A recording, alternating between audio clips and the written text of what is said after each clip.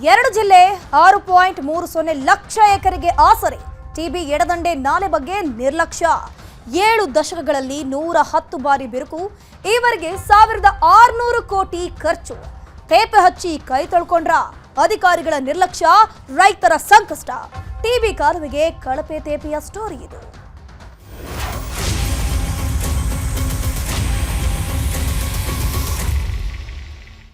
ತುಂಗಭದ್ರಾ ಎಡದಂಡೆ ನಾಲೆ ಕಾಲುವೆಗೆ ಸಂಕಷ್ಟ ಎದುರಾಗಿಬಿಟ್ಟಿದೆ. ಒಡೆಯುವುದರಲ್ಲೂ ವಿಶ್ವ ದಾಖಲೆಯನ್ನ ಮಾಡಿದೆ ಈ ಕಾಲುವೆ. ತುಂಗಭದ್ರಾ ಎಡದಂಡೆ ನಾಲೆಯ ಕಾಲುವೆ ಏನಿದೆ ಪದೇ ಪದೇ ಒಡಿತಾ ಇದೆ. ಎಷ್ಟು ಮಟ್ಟಿಗೆ ಅಂತಂದ್ರೆ ಕಾಲುವೆ ಒಡೆಯೋದ್ರಲ್ಲಿ ಇದು ವಿಶ್ವ ದಾಖಲೆ ಮಾಡಿದೆ ಅಂತಾನೆ ಹೇಳಬಹುದು. ರೈತರ ಜೀವನಾಡಿ ಈ ತುಂಗಭದ್ರಾ ಎಡದಂಡೆ ನಾಲೆ. ಈ ನದಿಯ ನೀರನ್ನೇ, ಈ ಒಂದು ನಾಲೆಯ ನೀರನ್ನೇ ನಂಬಿಕೊಂಡು ಕೊಪ್ಪಳ, ರಾಯಚೂರು ಜಿಲ್ಲೆಯ ರೈತರು ಬದುಕು ನಡೆಸ್ತಾ ಇದ್ದಾರೆ. ಕೃಷಿಗೆ, ತಮ್ಮ ಮನೆ ಬಳಕೆಗೆ, ಎಲ್ಲದಕ್ಕೂ ಕೂಡ ಇದೇನಿರಬೇಕು. ಒಟ್ಟು 6.30 ಲಕ್ಷ ಎಕರೆ ಪ್ರದೇಶಕ್ಕೆ ಈ ನಾಲೆ ಆಸರೆಯಾಗಿದೆ. 241 ಕಿಲೋಮೀಟರ್ ಉದ್ದ ಇರುವಂತಹ ಟಿಬಿ ಎಡದಂಡೆ ಕಾಲುವೆ ಇದು. 7 ದಶಕಗಳಿಂದ 110 ಬಾರಿ ಒಡೆದು ಹೋಗಿದೆ ಈ ಕಾಲುವೆ. ಕಾಲ ಕಾಲಕ್ಕೆ ದುರಸ್ತಿ ಆಗ್ತಿಲ್ಲ, ಸ್ವಚ್ಛತೆ ಮಾಡ್ತಿಲ್ಲ, ಸರಿಯಾಗಿ ಮೇಂಟೆನೆನ್ಸ್ ಕೂಡ ಆಗ್ತಿಲ್ಲ. ಕಾಲುವೆ ನಿರ್ವಹಣೆ ಇಲ್ಲದೆ ಪದೇ ಪದೇ ಬಿರುಕು ಬಿಡ್ತಾ ಇದೆ. ಚೆನ್ನಾಗಿ ಇದನ್ನ ನೋಡ್ಕೊಂಡಿದ್ರೆ, ಚೆನ್ನಾಗಿ ಮೇಂಟೆನೆನ್ಸ್ ಮಾಡಿದ್ರೆ ಬಿರುಕು ಬೀಳುವಂತ ಪ್ರಶ್ನೆ ಬರೋದಿಲ್ಲ ಅಲ್ಲಿ. 2009ರ ನಂತರ ಕಾಲುವೆಗಿಲ್ಲ ರಿಪೇರಿ ಭಾಗ್ಯ. ಇತ್ತೀಚೆಗೆ ಬಸಾಪುರ ಬಳಿ ಕಾಲುವೆ ಒಡೆದು ಹೋಗಿದೆ. ರೈತರ ಜಮೀನುಗಳಿಗೆ ನೀರು ಹರಿಯದೆ ಸಂಕಷ್ಟ ಎದುರಾಗಿದೆ. ಗಮನಿಸ್ತಾ ಹೋಗಬಹುದು, ಕಾಲುವೆ ರಿಪೇರಿಗಾಗಿ ಸಾಕಷ್ಟು ಅನುದಾನಗಳು ಬರ್ತಾ ಇದೆ. ಆದರೆ 2009ರ ನಂತರ ಕಾಲುವೆ ರಿಪೇರಿ ಮಾಡಿಲ್ಲ.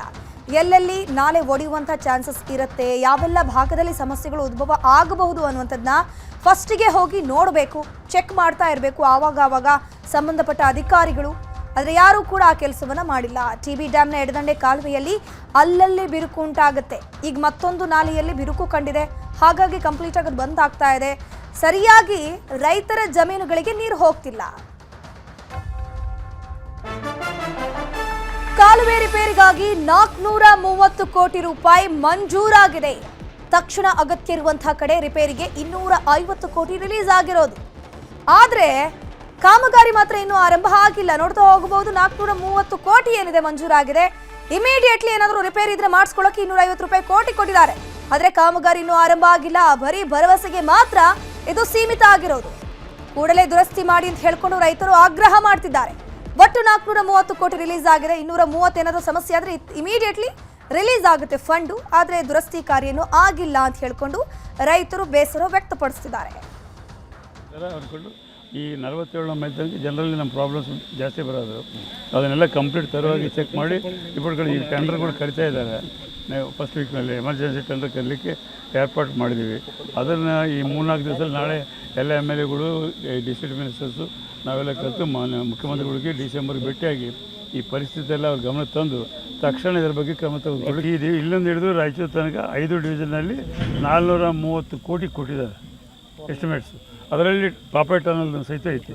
ಸೊ ಆ ಪಾಪೆ ಟನಲ್ ಈಗ ಮಾಡಬಾರ್ದು ಅಂದರೆ ಟೆಕ್ನಿಕಲ್ ಪೀಪಲ್ ಹೇಳಬೇಕಾದ್ರೆ ಅದು ಬಿಗ್ ಇಶ್ಯೂ, ಟೆಕ್ನಿಕಲ್ ಪೀಪಲ್ ಹೇಳಬೇಕು. ಉಳಿದಂಥದ್ದನ್ನೆಲ್ಲ ಮಾಡಲೇಬೇಕಾದ್ರೆ ಅದಕ್ಕೆ ಇಮಿಡಿಯೇಟ್ಲಿ ಇವರೇನಂತಾರೆ 250 ಕೋಟಿಯನ್ನು ಕೊಟ್ಟು A, B, C ಅಂತ ಮಾಡಿದ್ದಾರೆ ಹೊರತು ಯಾವುದು ಪ್ರಯಾರಿಟಿ ಮೇಲೆ ಮಾಡಬೇಕು, ನೆಕ್ಸ್ಟ್ B, ನೆಕ್ಸ್ಟ್ C ಇದೆ.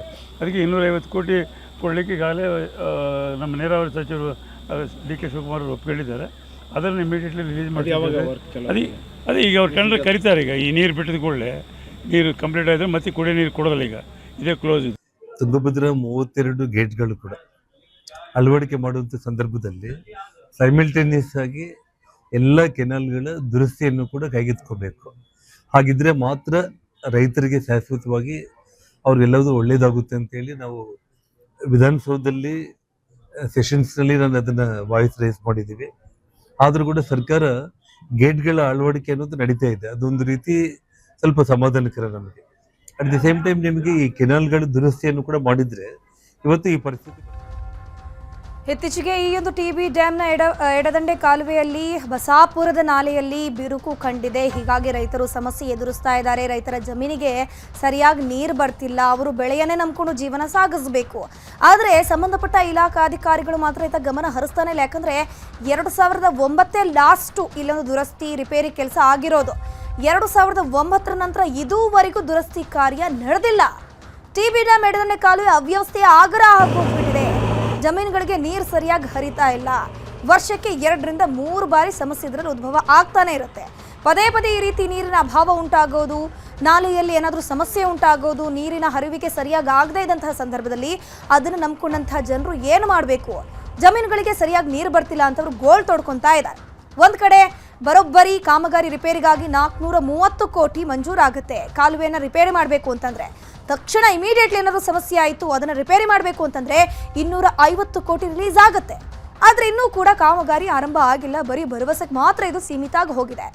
ಈಗ ಇಮಿಡಿಯೇಟ್ಲಿ ದುಡ್ಡಿಲ್ಲ, ದುಡ್ಡನ್ನ ಮಂಜೂರು ಮಾಡ್ತಿಲ್ಲ, ಫಂಡಿಂಗ್ ಆಗ್ತಿಲ್ಲ ಅಂತಂದ್ರೆ ಅದೊಂದು ಪ್ರಶ್ನೆ ಬೇರೆನೇ ಆಗುತ್ತೆ. ಏನಪ್ಪಾ ಅಂತಂದ್ರೆ ದುಡ್ಡು ಕೊಡ್ತಾ ಇಲ್ಲ ಸರ್ಕಾರ ಅಂತ. ಬಟ್ ಇಲ್ಲಿ ಇಮಿಡಿಯೇಟ್ಲಿ ರಿಪೇರಿ ಮಾಡೋದಕ್ಕೂ ಕೂಡ 250 ಬರೋಬ್ಬರಿ 250 ಕೋಟಿ ರೂಪಾಯಿನ ಕೊಡ್ತಿದ್ದಾರೆ. ಆದರೆ ಸರಿ ಮಾಡೋಕೆ ಯಾರು ಕೂಡ ಮುಂದೆ ಬರ್ತಿಲ್ಲ. ಬಸಾಪುರದಲ್ಲಿ ಕಾಲುವೆ ಒಡೆದು ಹೋಗಿದೆ. ಆ ದೃಶ್ಯಾವಳಿಯನ್ನು ಕೂಡ ನಾವು ನಿಮಗೆ ಸ್ಕ್ರೀನಲ್ಲಿ ತೋರಿಸ್ತಾ ಇದ್ದೀವಿ. ಸರಿಯಾಗಿ ನೀರು ಹರಿತಿಲ್ಲ ಜಮೀನುಗಳಿಗೆ. ಹಾಗಾದ್ರೆ ರೈತರು ಏನು ಮಾಡೋದು? 6.30 ಲಕ್ಷ ಎಕರೆಗೆ ಈ ಕಾಲುವೆ ಆಸರೆಯಾಗಿ ಹೋಗಿದೆ. 6.30 ಲಕ್ಷ ಎಕರೆಯಲ್ಲಿ ಬೆಳೆ ಬೆಳೆಯುವಂಥ ರೈತರ ಪರಿಸ್ಥಿತಿ ಏನಾಗಬಹುದು? ಹಾಗಾದ್ರೆ ರಿಪೇರಿ ಯಾವಾಗ ಆಗತ್ತೆ? ದುಡ್ಡಿಲ್ಲ ಅಂತ ಹೇಳ್ಕೊಂಡು ಕೆಲವರು ಅಧಿಕಾರಿಗಳು ಕಾಮಗಾರಿ ಕೆಲಸಕ್ಕೆ ಮುಂದಕ್ಕೆ ಬರೋದಿಲ್ಲ. ಅದರಲ್ಲಿ ದುಡ್ಡಿದೆ, ಆದರೆ ಅಧಿಕಾರಿಗಳು ಮುಂದೆನೇ ಬರ್ತಿಲ್ಲ. ಟಿಬಿ ಡ್ಯಾಮ್ನ ಪರಿಸ್ಥಿತಿ ಇದು. ಸೂಕ್ತ ದುರಸ್ತಿ ಆಗ್ತಿಲ್ಲ, ಸ್ವಚ್ಛತೆ ಮಾಡ್ತಿಲ್ಲ. ದುರಸ್ತಿ ಬಿಡಿ, ಸರಿಯಾಗಿ ಒಂದು ಮೇಂಟೆನೆನ್ಸ್ ಮಾಡ್ತಾ ಇದ್ರೆ ದುರಸ್ತಿಯ ಪ್ರಶ್ನೆಗಳೇ ಅಲ್ಲಿ ಉದ್ಭವ ಆಗ್ತಿರ್ಲಿಲ್ಲ. ಯಾವ್ಯಾವ ಭಾಗದಲ್ಲಿ ಯಾವ ರೀತಿ ಸಮಸ್ಯೆ ಆಗಬಹುದು? 6.30 ಲಕ್ಷ ಹೆಕ್ಟೇರ್ ಪ್ರದೇಶ ಏನಿದೆ, ಅಲ್ಲಿನ ಜನರು ಬೆಳೆ ಬೆಳೆಯೋದಕ್ಕೆ ಈ ನದಿಯನ್ನೇ ಅವಲಂಬಿತರಾಗಿದ್ದಾರೆ. ನಿರ್ವಹಣೆ ಇಲ್ಲದೆ ಪದೇ ಪದೇ ಬಿರುಕು ಕಾಣ್ತಿದೆ. ಅಟ್ಲೀಸ್ಟ್ ನಿರ್ವಹಣೆಯಾದರೂ ಮಾಡಬೇಕಲ್ವಾ? ನಿರ್ವಹಣೆ ಮಾಡಿದ್ದಿದ್ರೆ ಇಂತಹ ಸಮಸ್ಯೆ ಉದ್ಭವ ಆಗುವಂಥ ಚಾನ್ಸಸ್ ಕಡಿಮೆ ಇರ್ತಿತ್ತು. 241 ಕಿಲೋಮೀಟರ್ ಉದ್ದ ಇರುವಂತಹ ಟಿಬಿ ಎಡದಂಡೆ ಕಾಲುವೆ ಇದು. ಕಾಲಕ್ಕೆ ದುರಸ್ತಿ ಆಗ್ತಿಲ್ಲ, ಸ್ವಚ್ಛತೆಯಂತೂ ಮಾಡ್ತಾನೇ ಇಲ್ಲ.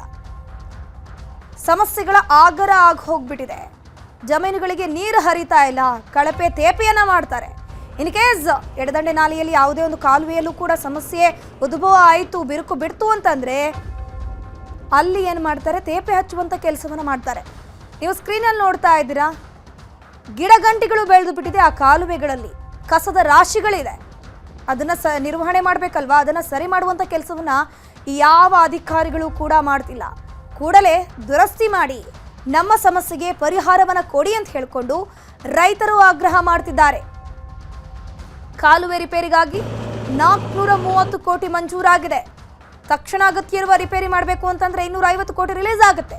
ಬಸಾಪುರದಲ್ಲಿ ಕಾಲುವೆ ಬೆರುಕು ಬಿಟ್ಟಿದೆಯಲ್ಲ, ಜನರಿಗೆ ಸಮಸ್ಯೆ ಆಗ್ತಿದೆಯಲ್ಲ ರೈತರಿಗೆ, ಇಮಿಡಿಯೇಟ್ಲಿ 250 ಕೋಟಿಯನ್ನ ತೆಗೆದುಕೊಂಡು ರಿಪೇರಿ ಮಾಡುವಂಥ ಕೆಲಸವನ್ನು ಮಾಡಬಹುದು. ಬಟ್ ಮಾಡ್ತಿಲ್ಲ. ಸುಮಾರು ದಿನಗಳೇ ಕಳೆದರೂ ಕೂಡ ಆ ಸಮಸ್ಯೆ ಹಾಗೇ ಉಳ್ಕೊಂಡಿದೆ. ನೀರಿನ ಹರಿವಿದೆ, ಆದರೆ ಬೇಕಾದಂತಹ ಜಾಗಕ್ಕೆ ಸರಿಯಾಗಿ ನೀರು ಹೋಗ್ತಿಲ್ಲ. ತುಂಗಭದ್ರಾ ಎಡದಂಡೆ ಕಾಲುವೆಯ ಸ್ಥಿತಿಯನ್ನ ನಾವು ದೃಶ್ಯಾವಳಿಯಲ್ಲಿ ತೋರಿಸ್ತಾ ಇದ್ದೀವಿ. ನಾಲೆ ಒಡೆದು ಹೋಗ್ಬಿಟ್ಟಿದೆ, ಕಾಲುವೆ ಒಡೆದು ಹೋಗ್ಬಿಟ್ಟಿದೆ. ಆದರೆ ಸಂಬಂಧಪಟ್ಟ ಅಧಿಕಾರಿಗಳು ಮಾತ್ರ ಇತ್ತ ಗಮನ ಹರಿಸಿ ಕೂಡ ನೋಡ್ತಾ ಇಲ್ಲ. ಈ ಒಂದು ಕಾಲುವೆ ಒಡೆಯೋದ್ರಲ್ಲಿ ವಿಶ್ವ ದಾಖಲೆ ಮಾಡಿದೆ ಅಂತ ಹೇಳಿದ್ರು ಕೂಡ ತಪ್ಪಾಗೋದಿಲ್ಲ. ರೈತರ ಜೀವನಾಡಿ ಈ ತುಂಗಭದ್ರಾ ಎಡದಂಡೆ ನಾಲೆ. ಕೊಪ್ಪಳದಲ್ಲಿರುವುದು ರಾಯಚೂರು ಜಿಲ್ಲೆಯ ರೈತರು ಇದೇ ನೀರನ್ನ ನಂಬ್ಕೊಂಡಿದ್ದಾರೆ. ಈಗ ನಮ್ಮ ಜೊತೆ ಮಾತನಾಡೋದಕ್ಕೆ ಶಿವರಾಜ್ ತಂಗಡಗಿ ಸಚಿವರು ದೂರವಾಣಿ ಸಂಪರ್ಕದಲ್ಲಿ ಜಾಯಿನ್ ಆಗಿದ್ದಾರೆ. ಸರ್ ನಮಸ್ತೆ. ನಮಸ್ಕಾರ ಸರ್, ಟಿಬಿ ಡ್ಯಾಮ್ ಕಾಲುವೆ ಸಂಕಷ್ಟದ ಬಗ್ಗೆ ನಾವು ವರದಿ ಪ್ರಸಾರ ಮಾಡ್ತಿದ್ವಿ. ಅದರಲ್ಲಿ ಕಾಲುವೆಗಳು ನಾಲೆಗಳು ಪದೇ ಪದೇ ಒಡಿತಾ ಇದೆ. ಒಂದ್ ಕಡೆ ಸರಿಯಾಗಿ ನಿರ್ವಹಣೆ ಆಗ್ತಿಲ್ಲ, ಸ್ವಚ್ಛತೆ ಕೂಡ ಆಗ್ತಿಲ್ಲ, ಕಾಲುವೆಯಲ್ಲಿ ಗಿಡ ಗಂಟೆಗಳು ಬೆಳೆದಿದೆ. ಈಗ ಬಸಾಪುರದಲ್ಲಿ ಕಾಲುವೆ ಒಡೆದು ಹೋಗಿದೆ ಸರ್, ಇನ್ನೂ ಕೂಡ ಸಮಸ್ಯೆ ಬಗೆಹರಿದಿಲ್ಲ. ನಾನು ಬಸಾಪುರ ಕಾಲುವೆಗೆ ಭೇಟಿಯನ್ನು ಕೊಟ್ಟಿದ್ದೀನಿ. ಏನಮ್ಮ ಇನ್ನೂ ಒಂದು 3-4 ದಿವಸ ಮುಗಿತಾ ಇದೆ. ಅದು ಮುಗಿದ ತಕ್ಷಣ ಮತ್ತೆ ಈ ಸದ್ಯ ನಮಗೆ ಬೆಳೆಗೆ ನೀರು ಕೊಡೋಂಥದ್ದಿಲ್ಲ.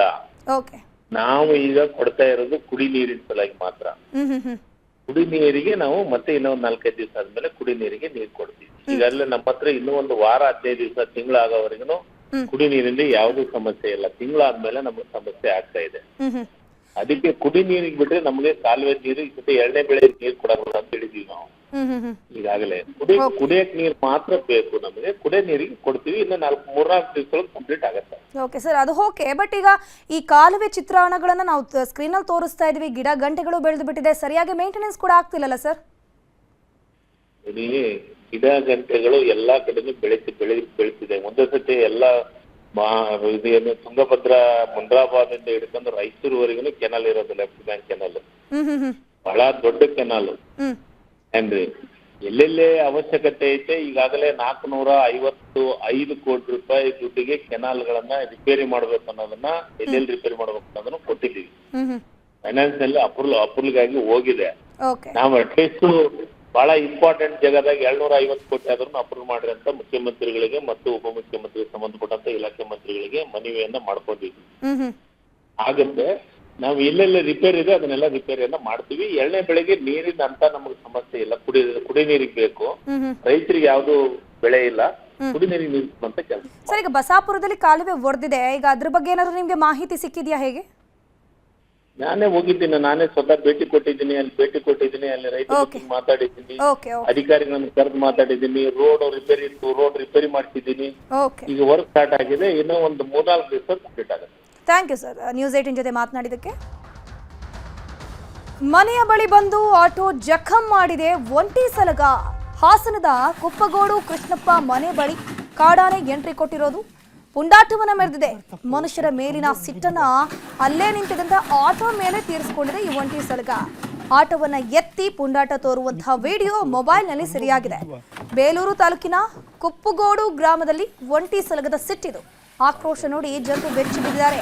ಕೃಷ್ಣಪ್ಪ ಕುಟುಂಬದವರ ಆಟೋ ಅದು ಕೂಡ ಜಖಂ ಆಗಿದೆ. ನಂತರ ತೋಟದ ಒಳಗೆ ಹೋಗಿದೆ ಕಾಡಾನೆ. ಸಿಟ್ಟಿನಿಂದ ಗೀಳಿಡ್ತಾ ತೋಟದ ಒಳಗೆ ಒಂಟಿ ಸಲಗ ಹೋಗಿರೋದು. ಮಿತ್ತು ಬರ್ತಪ್ಪು ಐಕು ಕಂಬ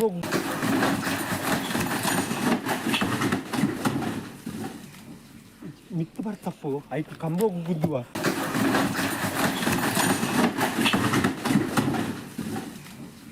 ಮಿತ್ತು ಬರ್ತಪ್ಪು ಐಕು ಕಂಬ ಗುದ್ದುವ